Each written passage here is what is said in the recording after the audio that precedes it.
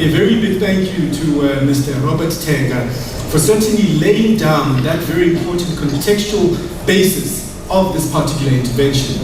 He noted some important questions, that the data is asking questions, and of course it is programs such as these that answers those questions. Of course, all in the context of the National Development Plan and the Economic Recovery and Reconstruction Plan as outlined by the President of the Republic.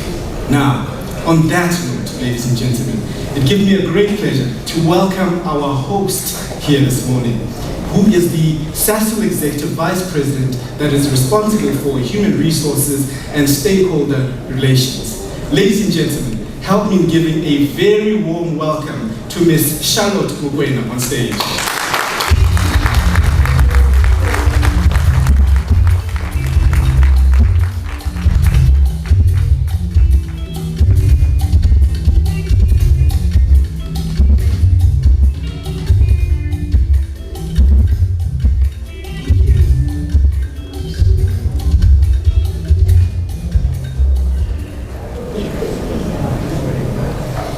The Minister of Agriculture, Land Reform and Rural Development, Mr. Watidiza, Premier of Mpumalanga Province, Mr. Philip Zwelithani, Baholi Bey Ndabugo, His Royal Highness the Prince Dlamini, Chief Mahlangu and the Govenbegi Traditional Leadership Delegation, all traditional leaders present here today with us, all MECs that joined us today, all district and local municipality mayors, representatives of the Statistician General, representatives of the three spheres of the South African government, our partners, the NYDA, Productivity, South Africa, SASA, SIDA, FASA, MGA, Sanko, Esperanza Trust, TVET colleges, and the University of Mpumalanga.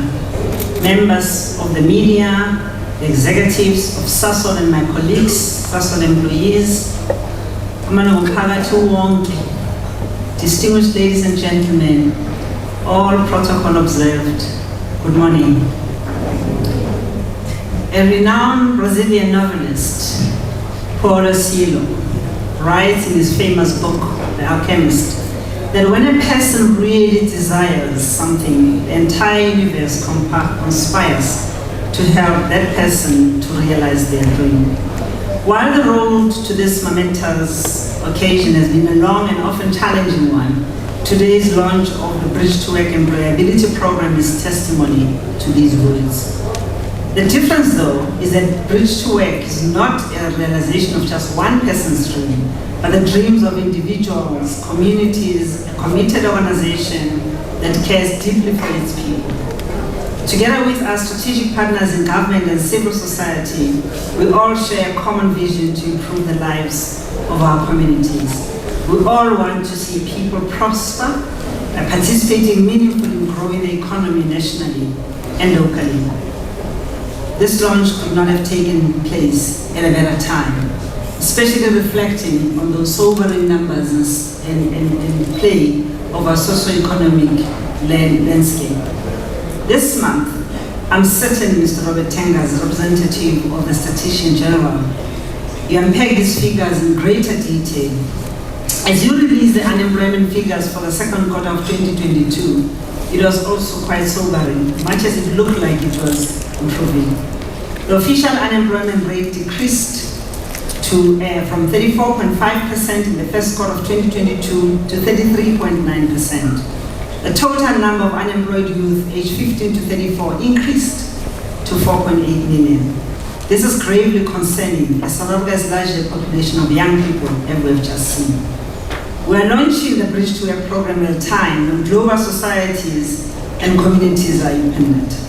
And that's the reason why when we do all the work that we do at Sasol with our partners, we always reflect on what is it that we are trying to impact. Because we want to be a catalyst for change. We do not want to run these programs for the sake of running them. And that's why we rely on this data to know what is going on around us and what is it that we need to focus on. At the same time, there's a pressing need to address climate change and embark on a just energy transition in this country. This will impact on the number of people and the workforce that is available for us to use going forward. It's not going to only impact the type of employment required, but it's also going to impact the size of the employability as we move forward. It calls for a change. This is also against the backdrop of the rising demand of people with competencies in agriculture, digital and technology solutions, and vocational skills. We saw how people that have got a base vocational skill, as we unpack the data, have got better access to employability and also have got a better chance when getting into entrepreneurial enterprises for their own selves and joining others in the ventures. This is echoed by the World Bank work, where skills to be the most in demand over the next decade are cognitive, digital, socio-emotional and technical skills, as well as continuous learning. These are the skills that Bridge2X seeks to instill to strengthen the resilience of our communities for present and future employment opportunities. Coinciding with this demand for skills are the aspirations of South Africa's National Development Plan 2030, which are to eliminate poverty and reduce inequality. Indeed, to borrow from the theme Premier Freedom Unity by the State of the Province address earlier, we believe there is light at the end of the tunnel. And I'm extremely proud of the role Sasol plays in society wherever we operate, specifically in this community. What drives Sasol? As an organization, we're driven by our purpose, which is to innovate for a better world, so that we continue to be a force for good.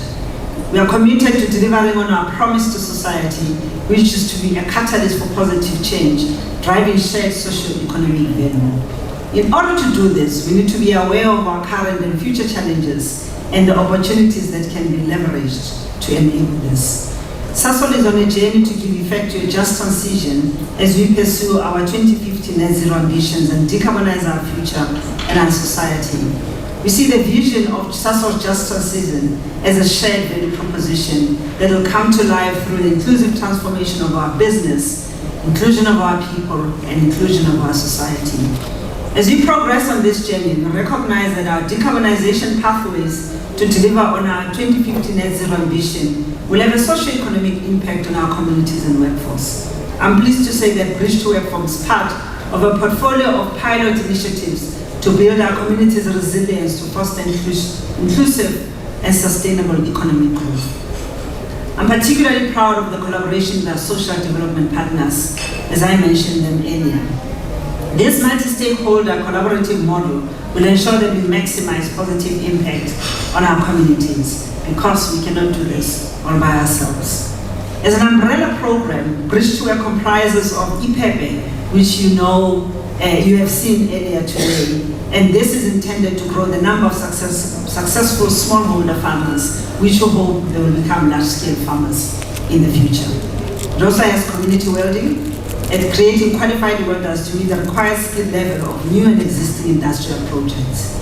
Handyman services to create jobs for unemployed youth and those handymen that are today unskilled. Motor mechanics to produce those kind of skilled people who will contribute to the motor industry and be positioned to enter the vehicle industry as it begins to electrify and transition. Business technology to develop applied digital and technology skills to create scalable startups and sustainable new businesses that are relevant to the community and that can access global opportunities. And also community service programs where unemployed will be mobilized to become active citizens in their communities while earning an income and increasing their employability. As we learned and we know that when you have access to experience, it improves your ability to access employment. We're proud to share that we're already seeing results. Present with us here today are graduate farmers from the IPEPE program. Last year, 85 farmers graduated from the program, among them women.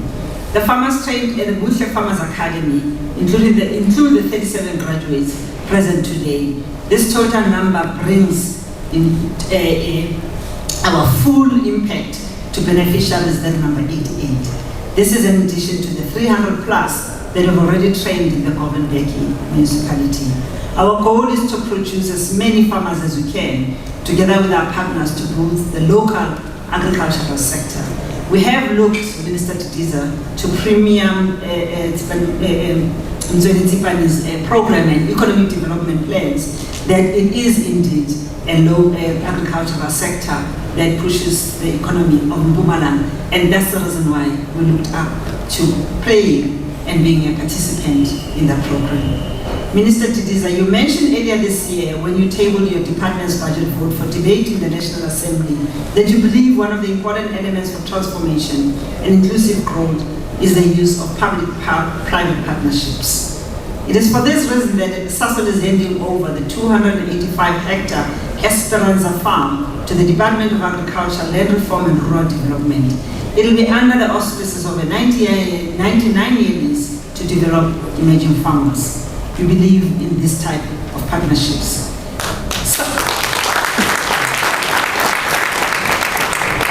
Sasol acquired Esperanza farm in 1980 and used it mainly for the establishment of the Secunda, the Sasol Secunda factory site.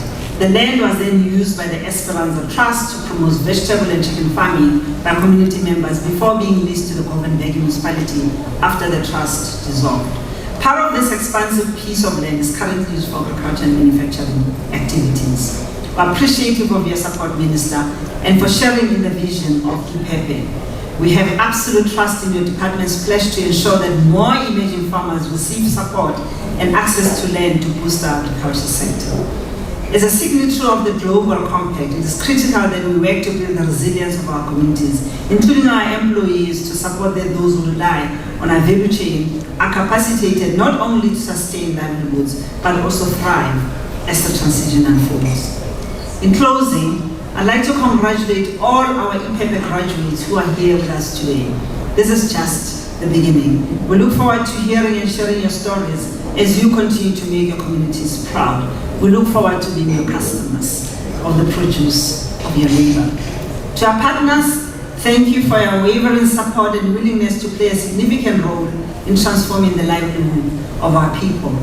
As one of the first and oldest corporate residents in South Africa, Sasol's history and our future is linked to all our regions and to this country. We remain firm in our commitment to supporting government to bring about change in the economy to unlock growth and enable development of South Africa. Sasol believes in our country's future and the opportunities for the creation of shared value and prosperity. It has been an enormous privilege for us to host you here at our Sasol Secunda Club for this occasion. I look forward to engaging with all of you in constructive dialogue about how else we can further demonstrate our belief and support for South Africa in action, for a community that is thriving. To my team and colleagues at Sasol, as well as their counterparts in the various government departments, I would like to extend my heartfelt gratitude for your combined efforts in planning and delivering this engagement. I'm smiling because it took a lot to get to here over the years and over the week and over the last few hours.